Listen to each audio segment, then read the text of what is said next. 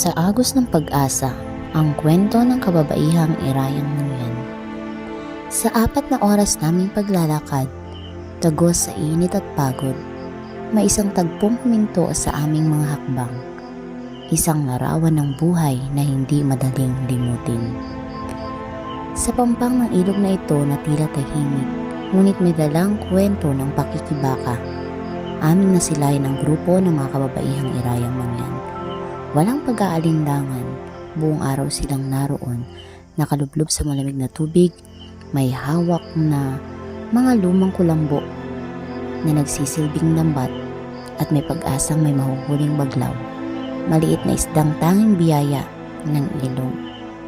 Ayon sa kanilang kwento, hindi sapat ang simpleng pangingisda. Upang madagdagan ng mahuhuli, kailangan nilang patuyuin ang ilang bahagi ng ilog sa pag-asang kapag bumaba ang tubig, mas marami silang makukuha, mas marami silang maipapakain. Habang pinapanood ko sila, hindi ko maiwasang mapaisip. Habang ang iba sa atin ay nagrereklamo sa saglit na hirap, narito ang mga inang handang harapin ang ilog, ang lamig, ang oras at ang gutom para lamang may maibigay sa kanilang pamilya.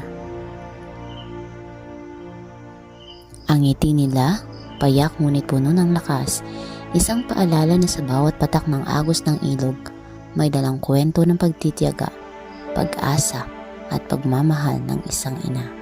At sa huli, sa simpleng pag-uwi nilang dakot ng baglaw, dala nila ang pagkain para sa tahanan.